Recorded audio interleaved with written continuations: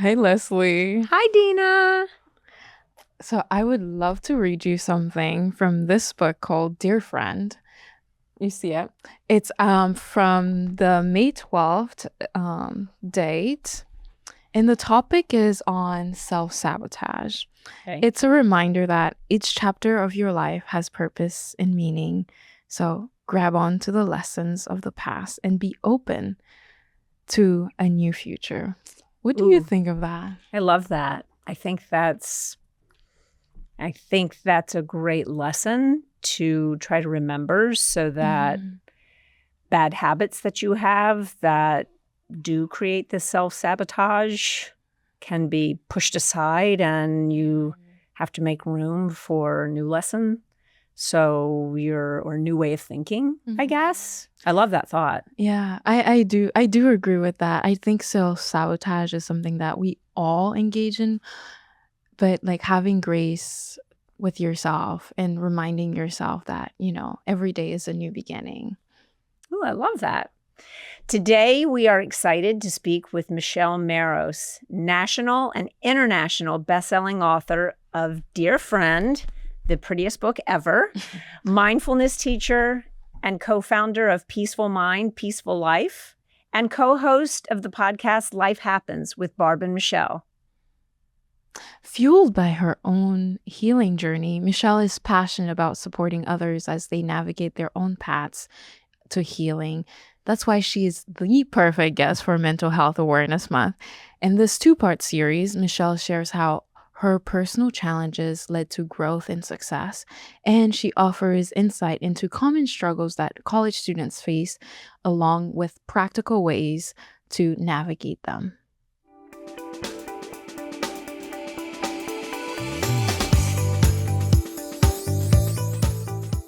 Welcome, Michelle. Thank you for being here with us. We're so grateful to have you. And you have gifted us this amazing book to the world. And I know that in the foreword, your mom talks about how mindfulness practice and her own mental health practice has shaped how you grew up. And she talks about how she made it a point to have you check in with your emotions growing up, like first thing in the morning. How has that impacted you? Oh, how did it impact you then and even now? How has that impacted you? Yeah, thanks for having me. I'm so excited to be with you all.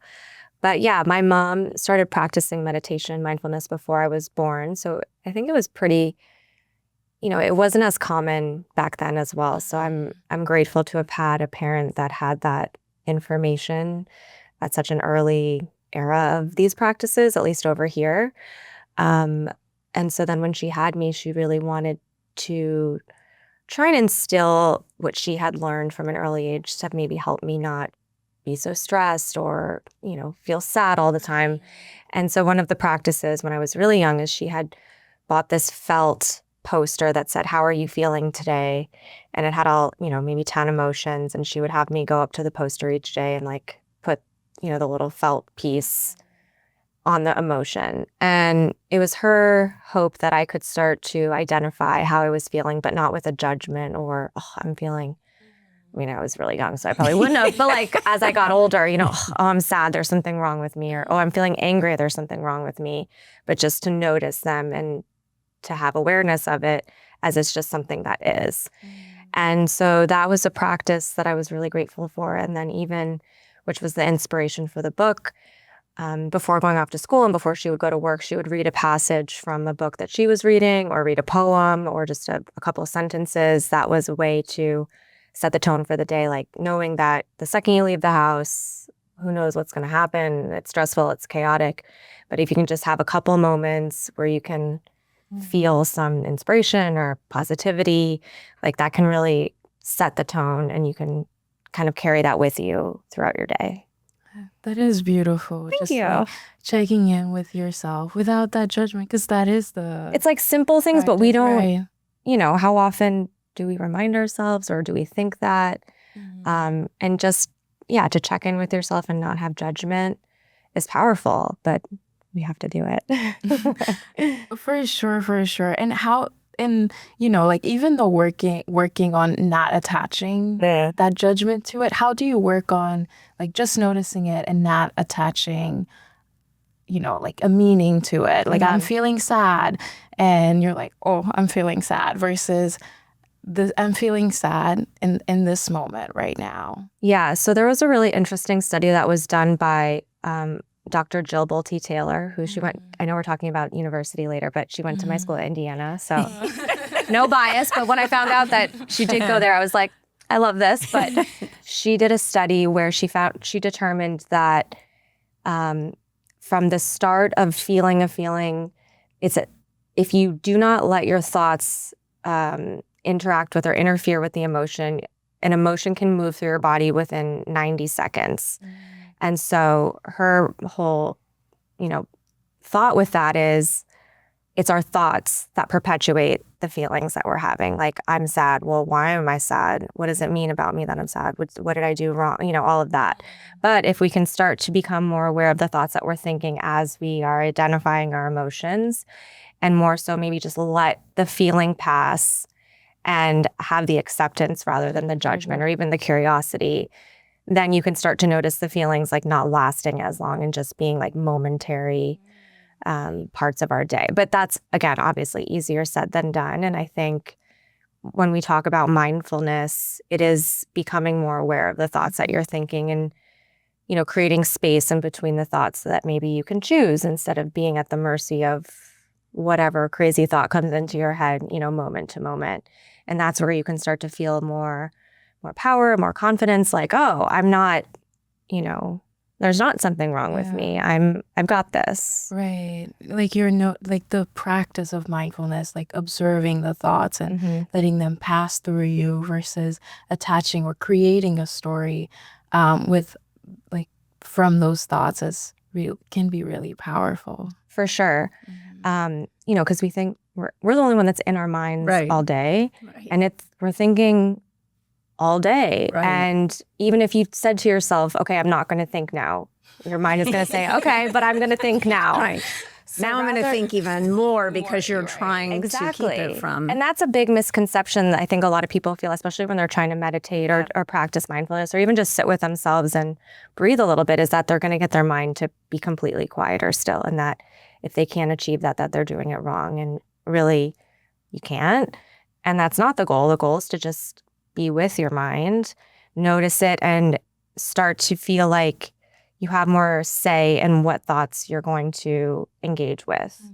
Like if I'm, sitting in a meditation or, just closing my eyes in the car before going into a meeting, if a thought comes in like, oh, I wonder what I have for lunch today, it's like bringing my mind back to the moment of, I'm here right now. I can tackle that when that comes. And it's just those little moments of bringing your mind back to the present moment that can start to build the muscle in the mind of like, not where you're going to be perfect at it, but it feels more like second nature. Right. Like it's a practice. A practice. I love that. So you have gone and dedicated really your life's work to promoting mental health, wellness in the community. Can we talk a little bit about Peaceful Mind, Peaceful Life and how that got started and, now to what it is today? Yeah, it's been a journey. So we started Peaceful Mind, Peaceful Life back in 2013. My mom had been giving meditation and mindfulness classes in the community over at FAU to start, where it was just like a weekly class at night. People could come. It was very, chill. Low-key. Yeah. And it just kind of grew from there, where then, she started to put on more workshops and bringing in speakers. And it got to this point where it really felt like it needed to have a little bit more structure. She was thinking about writing a book, and it was just like, okay, we're at this place where she had already built so much, and now what are we going to do with it? And I happened to be at a space in my life where I was leaving my corporate job that it was great, but it was time to make a transition. And, I had gone to school for journalism. I liked to write. And so my mom was like, well, you could really help me out. While I'm starting to create this nonprofit, you could do some of the newsletters, social media, all of that stuff. And I thought in my mind, like, oh, I'll do that for the summer while I figure out what I'm going to do next. And so I don't know how many summers that's been, but it was more than just a summer job for me. So I was super grateful that it worked out, that we then started to work together and do workshops together, and working at the hospital and with teenagers and athletes. And it's just been really fun to bring meditation and mindfulness to different groups of people, and to, going back to our other point, like breaking down the myths and the barriers to it so that it can be a practice that people feel like they can use and feel the benefits of, because ultimately that's what we want. Right. And if people are, feeling put off by something about it and not wanting to try it, like it was like, what can we do to change your to change the narrative about it, or how are people approaching it? Right. And do you just for people who are not familiar with Peaceful Mind, Peaceful Life, are y'all doing online workshops? Are you traveling around the world? I mean, if somebody was interested and wanted to, what would that entail?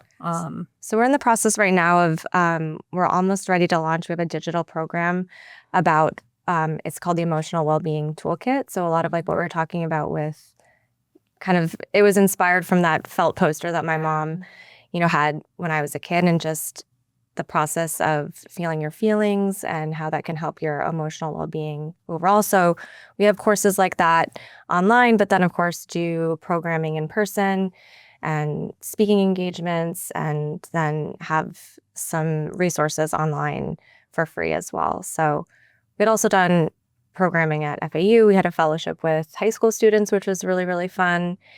And it's just been, little things here and there on the community that, it's been fun. That is beautiful. It is beautiful. It seems like from your work, you're working on meeting people where they're at. Exactly. In the sense where they can use mindfulness wherever they are to impact their lives. And this book also feels like, Thank you. It's like part of that, meeting them where they are at. Like the title even, like Dear Friend, it feels like, like a friend you would confide in. I'm gonna cry. That was like, I need you with me every time I'm talking about the book. Right. So, which is why I'm wondering what inspired the title, or you to write this book, Dear Friend. Yeah. And I was when I had submitted the manuscript to my publisher, I had, put in as the title Dear Friend, kind of thinking that they weren't going to let me use it. And I'm so glad that they did. But I had been writing blogs for Peace of Mind, Peaceful Life since I started in 2013. Part of our programming was to have, weekly resource through the newsletter. And, after a few years, I was like, I really, one blog a week for all these years, like I was really accumulating a lot of content. And I'd always had an idea. I'd always wanted to write a book in general. I liked to write. But then I had always had an idea of a book like this. I had read lots of daily books. My mom would read them to me before going to school. And so it kind of came into my mind of, I wonder if I could do that. And I have to say, in my naive mind, part of me thought that this type of book would maybe be easier than like a traditional chapter book, like fleshed out, because it's just, each day is a short.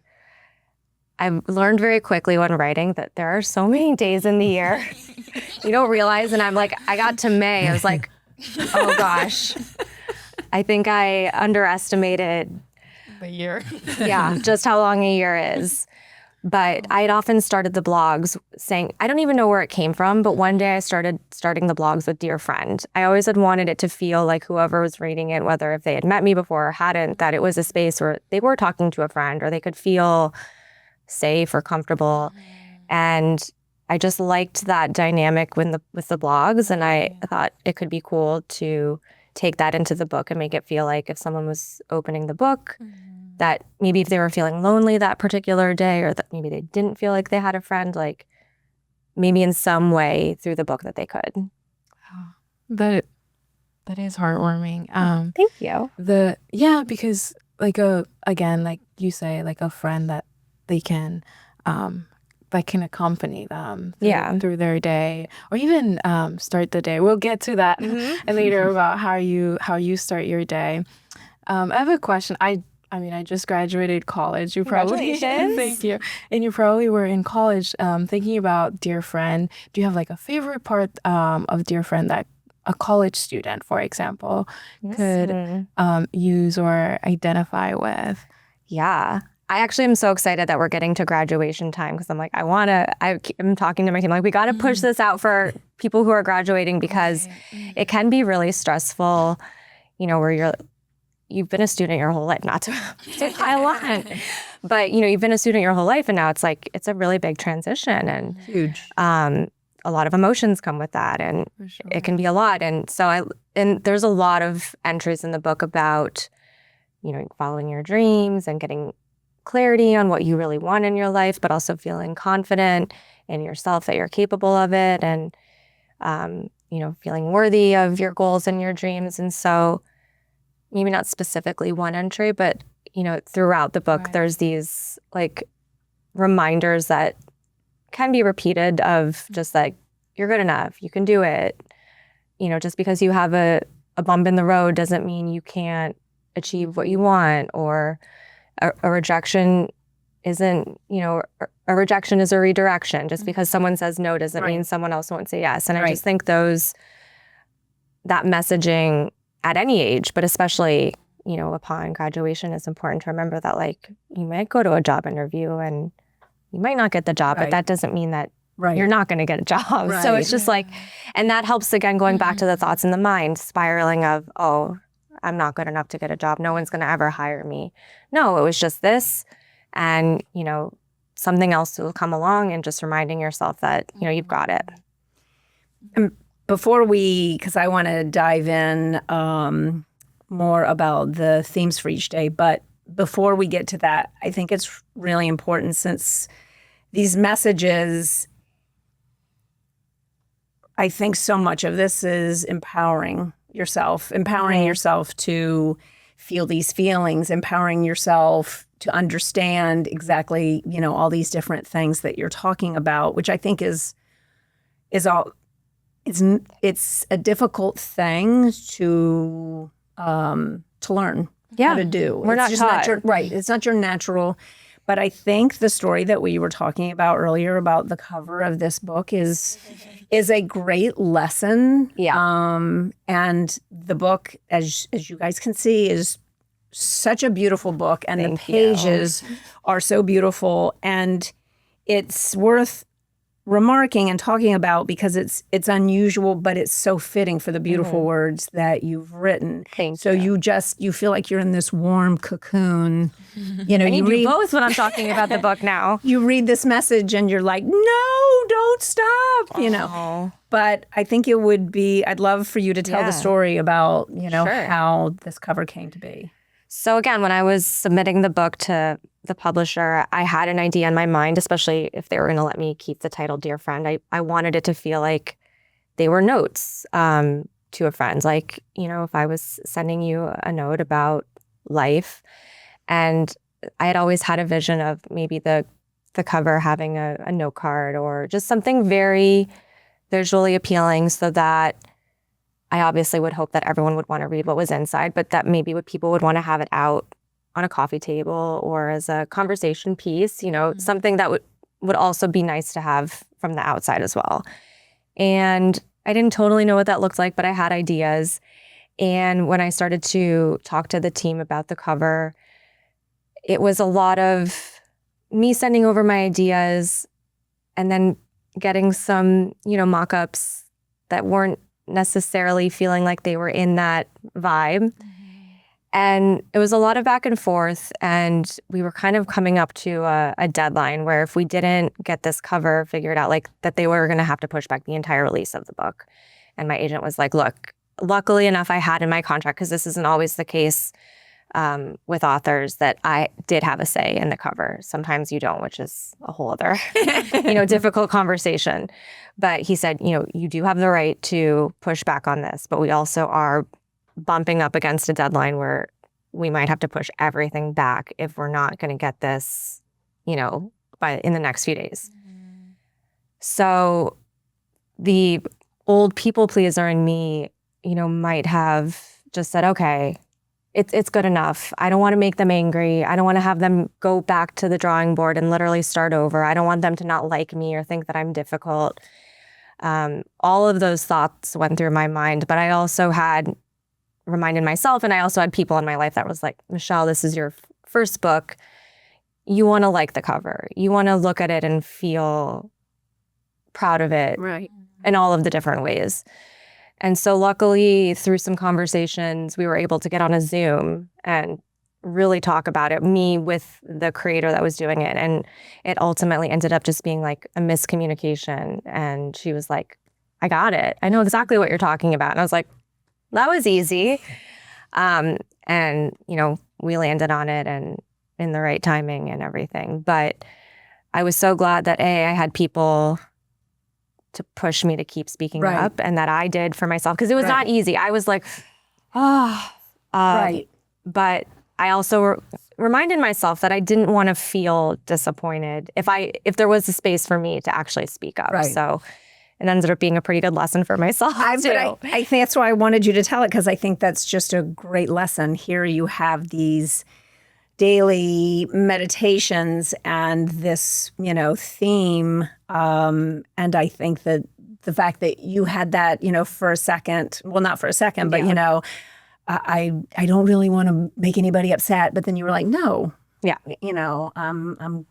I want this, and fought for it. And talking about themes, I wanted to ask you kind of two questions in the same. One, how you choose the themes each day, but also for me personally, my daughter, who is a therapist, has sent me books, not as good as this, with the daily meditations. And for me, because I didn't grow up with that being part of my daily practice, unfortunately, for me, I read this message and I would literally read it in the morning. I would take a picture of it and send it to her, because it was like, this was so powerful to me. And then I'd walk in my office and the message is gone, because now I'm involved in the daily. So I'd love to know how you choose the themes for each day. And also, how does a person put that into practice, that you're not just reading it and going, wow, that's a beautiful thought, but you're actually putting that into practice? Yeah. So the each day, how I chose, this is going to be probably an uninteresting answer. I doubt it. My brain is, I'm not very good with logistics. So when I was writing out the manuscript, thinking about how am I going to choose 300, actually there's 366 for a leap day. So I'm like, how am I going to choose what's going to go where and where it's not going to seem repetitive, or that there's not going to be something about purpose, and then, how is it going to flow? And I was like, well, that's something for someone else to figure out. So luckily, my editor helped me move them around. And then, if there's a holiday, if there's something that can go along with the holiday. Very much like in tune with that, too. Yeah. Or if a season, Yeah. I know that, we're in this hemisphere, so the seasons Right. couldn't be something for everyone. Right. But, spring, winter, just trying to kind of pick themes that might, to start the year. Right. Fresh start, or like new chapter, and then to end the year with like reflection and things like that. So just thinking about what a person wouldn't maybe necessarily go throughout the year. And then of course the holidays. But I was very grateful to have my editor help me, because that piece felt really hard. And even in some of the last edits, going through, I'm like, is this one too close to that one? Or Oh, true. You have to give thoughts. So it's different thoughts. yeah, or, is this themed a little too similar? Or is this, if someone's reading it, are they going to feel like they just thought about that? So, it was hard, but hopefully we did a good job with spacing it out. And then for the entries, I had gotten the inspiration from it because I started the day reading this with my mom. So I had thought, someone could read this to start the day, like you were saying. But I also, that's kind of why I put the little short reminders at the end as maybe like an affirmation or something, where maybe you could take a photo of it and, look at it throughout the day, or just remind yourself, remember, and whatever the reminder is. But that really is the practice of just, if there's one piece you can take from it, if it's about maybe patience or understanding or compassion, it's like, can you just is the seed planted and then can it, pop back up throughout the day? But all of it to say, it's not a perfect, if you forget after you read it, it's okay. You don't have to be hard on yourself. Or, if it was an entry about patience and you found yourself being impatient the whole day, that's life and we're human. So it's not meant to make anyone feel pressured or judged or that they have to be perfect with it. But again, just if you were, texting with a friend before going into a meeting and your friend said, you're going to do great. You've got this. Or, if you had a bad day, it's going to be okay. Just that was really the hope of being a voice if someone needed it. We were talking about, why don't we put whiteboards in everybody's office, so that you could see it, and then we would, especially the short one in the end, you could just we were telling our career coach, you can go and write that on everybody's board every morning, so that throughout the day, it's just there as this gentle reminder. Maybe you don't need it during the day, maybe you do. Yep. I was hoping that maybe, down the road, if the book was successful enough, we could maybe do some of those, the calendars where you peel off each day or something like that, or some different products that have the messages that maybe you could take along with you, or cards. I love that. Somebody close by suggested she writes it on her planner. Yeah. So that it's something that she's looking at all day. I love that. But I like that idea. Yeah, or a sticker. Yeah, a sticker, or some fun ways to carry the little reminders. Beautiful. That would be fun. Beautiful. And the little notes at the end, it almost feels like an intention. Almost like you said, you can go back to and remind yourself. If it is about patient and you find yourself not practicing it in a way, it's okay, noticing it. Exactly. Right. Exactly.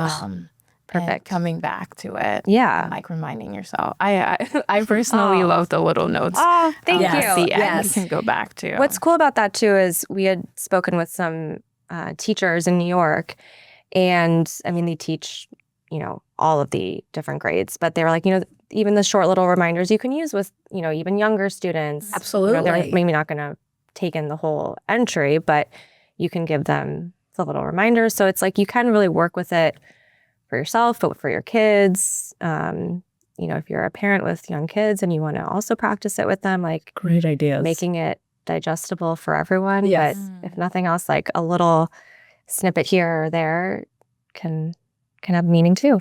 Absolutely. Right. And if you're taking suggestions, I would love to see the journals. Yes.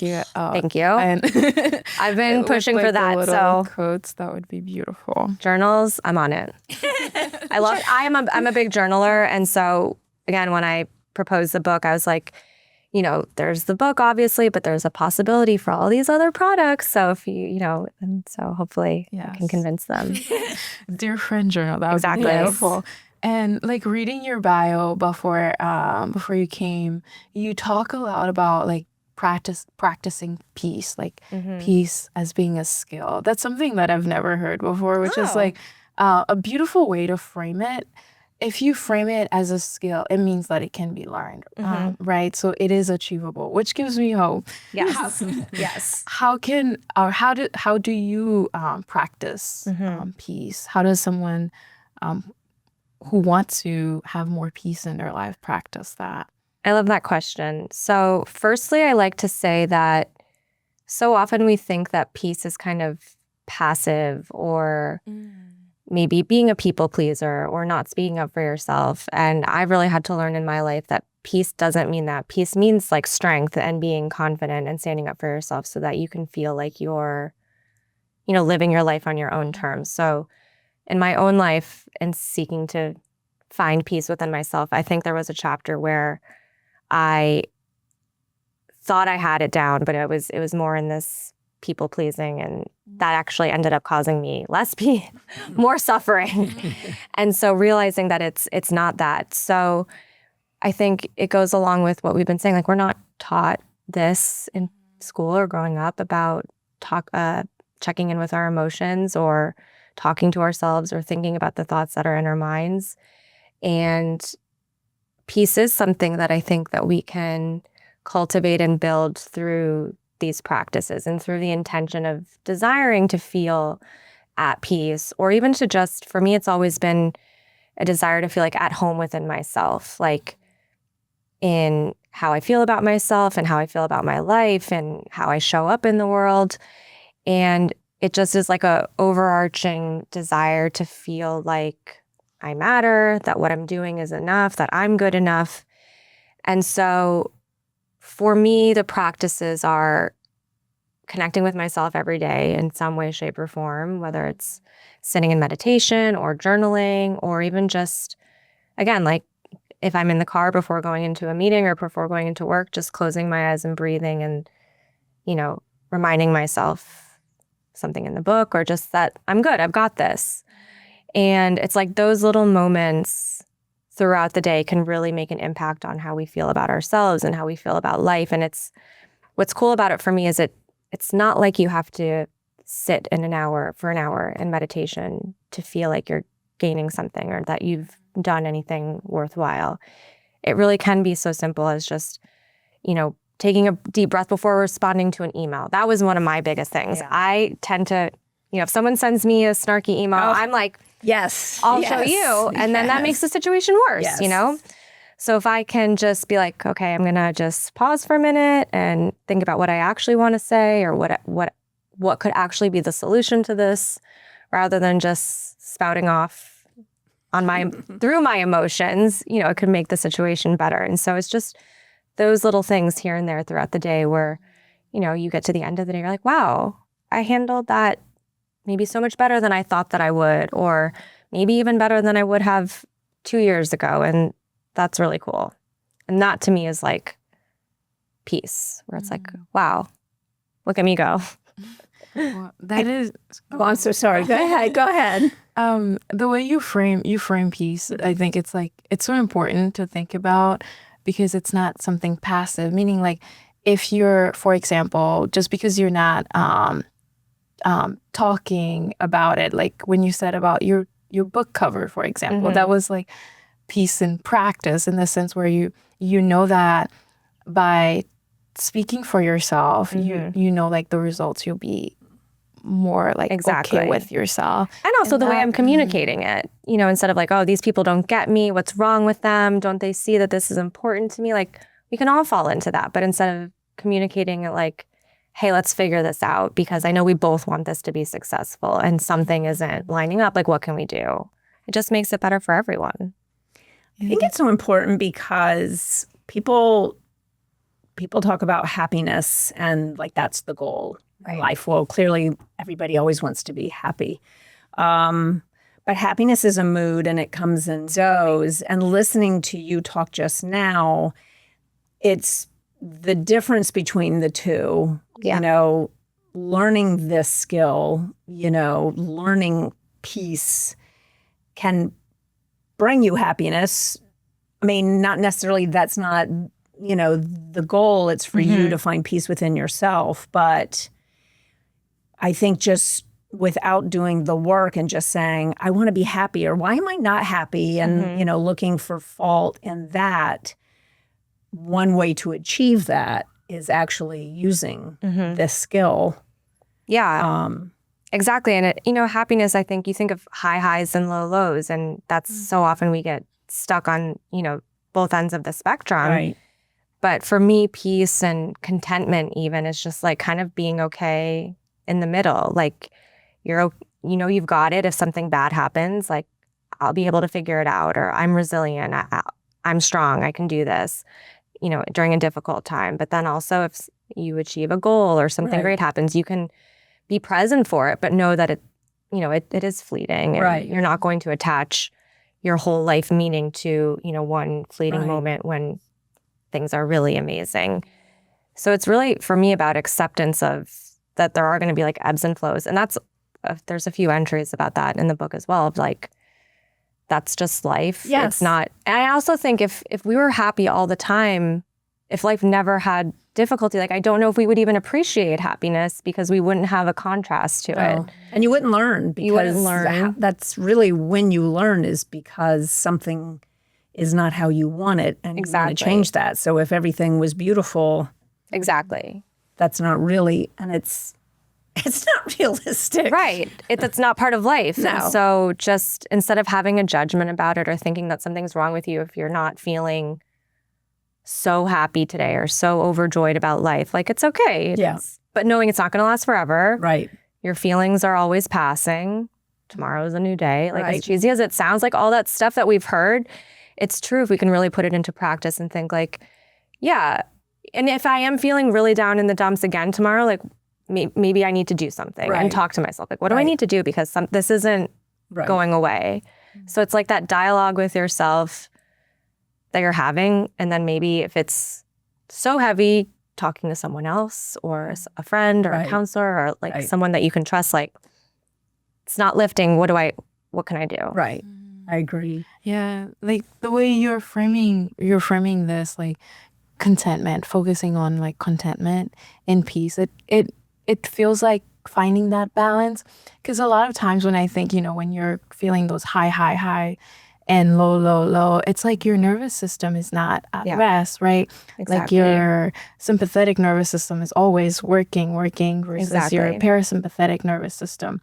Like you're tapping into that, like that resting mode, and that's where you find like that balance, that peace and that contentment. I love that. I think that's beautiful. I love that you're saying that, because then also think of how much of our lives are kind of in the middle. If we have a goal, we identify the goal and then we work towards the goal, and then however long it takes, and then we achieve it. But there's so much in the middle. So if we're just living for the achievement or the highs, like we're missing out on a lot of life that maybe it's not going to be the most exciting thing in the world, but we can find a version of happiness in there, or contentment or gratitude, or there's a lot of entries about like looking for the tiny joys. And I know we were talking about COVID times before we started. That was where I really leaned into that, because, so much of our lives were so different. But like I started to think, wow, I'm so excited for my coffee in the morning, which in a different chapter of my life, I would have been like, okay, it's a given. Right. I'm not giving it another thought. Right. And so getting my morning coffee is just a pretty mundane task, but it makes me happy. And now I realize like that can be part of those in-between moments where it's not the highs and it's not the lows, but you can feel like a gratitude for it in the moment, where it's like those little moments matter too, if you let them. Right. And I think also so much of life, you're not even stopping to realize, oh, this is something that brings me joy. Exactly. If you are doing the work, that's just your, that's your life. It's not, oh, this particular thing brought me joy, and then this particular thing, and I didn't like this. It's just life, and you're moving through it, but you have this contentment because, your brain realizes these are the things that bring you joy, and you're working toward that. Right. So it's not that you have to stop and acknowledge. You don't stop and acknowledge these things. I mean, randomly you do. You walk outside and you're like, wow, the sky is just absolutely beautiful tonight. And then you have that moment of peacefulness and gratitude. But in reality, during the day, those are you're just moving on. And hopefully it's just that you are at peace with, your day. Exactly. Yeah. And I know your mom is a huge inspiration. Yes. To all of us. Who else, though, do you look to for inspiration? Ooh, that's a great question. My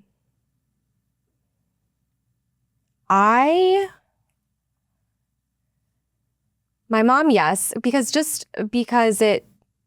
having her go through so many difficulties and watching her and seeing how she's handled life has been really fascinating for me. But I this is also maybe a boring answer, but I just really like hearing like everyday stories of people that go through difficulty and make their way or achieve their goal or don't give I up. love that. Like when we would work with a lot of the high school students at FAU, so much pressure that they would put on themselves, or just that, it was so different when I was in high school. Yeah. I really felt for them. Yeah.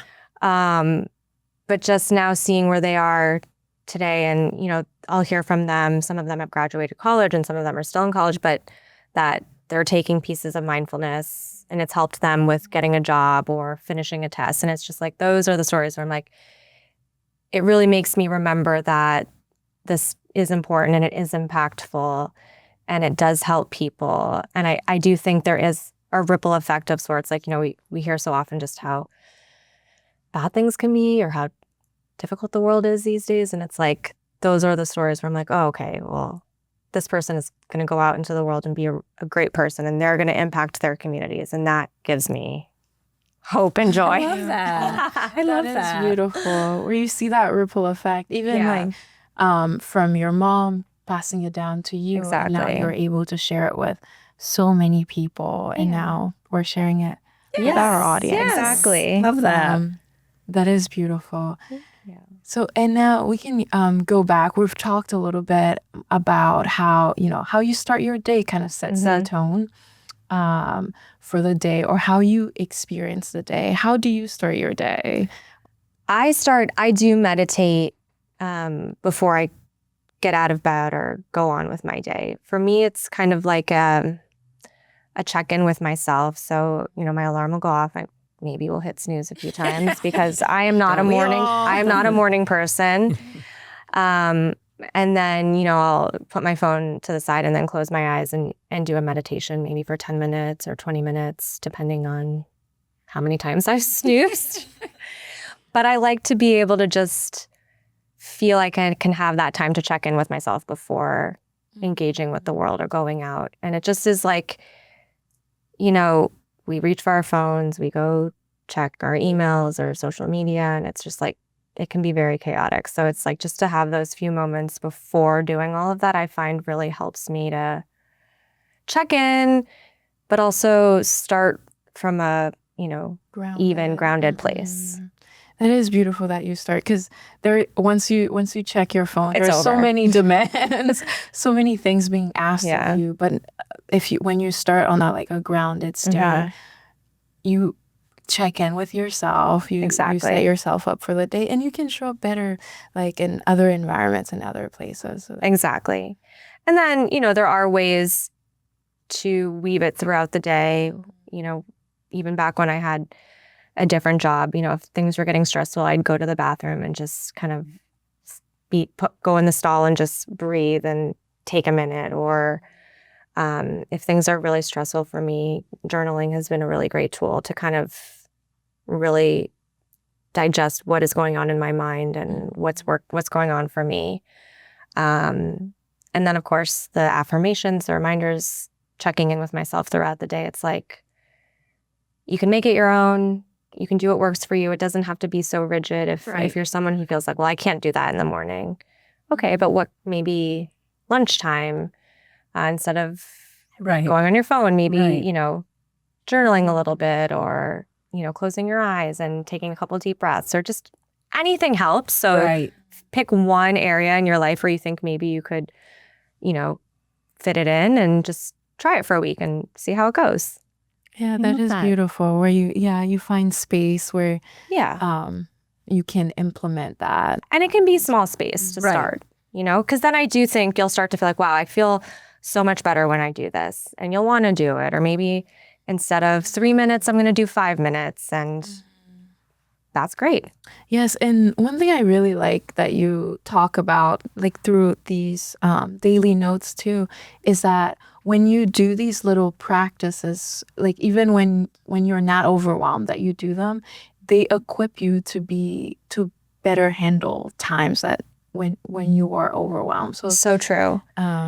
It is cool that you, like, when you find those spaces, it will become a little bit easier and easier to find more of those. It's such a good point too, because that is the point of the practice, even doing it when life is going really well, because then you're equipping yourself so that when things get rough, you're already ready. Yeah. And that's why it's like, you don't only meditate or practice mindfulness when things are hard. You do it when things are good, when things are bad, when things are in between, because it then gives you the strength or the tools that you need to handle when things get difficult. I think that's a perfect response. We're going to shift the conversation a little bit because you're talking about actually putting these tools into action. And so I would love to shift the conversation to actionable advice for all of our listeners, because everybody would benefit from this. It doesn't really matter at what stage you are in life, but for us here, since we're dealing with college students, the advice, that they may take from it. And so I'd like to go back to when you were in college and, what was the biggest challenge that you had when you were in college? And did you have, a mental health, experience, while you were in college? Thank you for listening to College Compass by the experts at scholarship.org. There's so much to take away from this conversation already, and we hope you're starting to see how these experiences and practices can show up in your own life. In part 2, we're really going to focus on you and how you can apply these ideas as you navigate college and everything that comes with it. You won't want to miss it. In the meantime, we would love to hear from you. What questions are you wrestling with in your own college journey right now? Send us your questions, topic ideas. Let's figure this out together. You can learn more or reach out to us anytime at scholarship.org/podcast. And if you enjoyed this episode, be sure to subscribe, rate, review, and share College Campus. New episodes drop every other Tuesday on Apple Podcasts, Spotify, YouTube, or wherever you listen. You can also find us on social media on Instagram and LinkedIn at George Snow Scholarship Fund, and on Facebook, TikTok, and X at Snow Scholarship. We'll see you next time.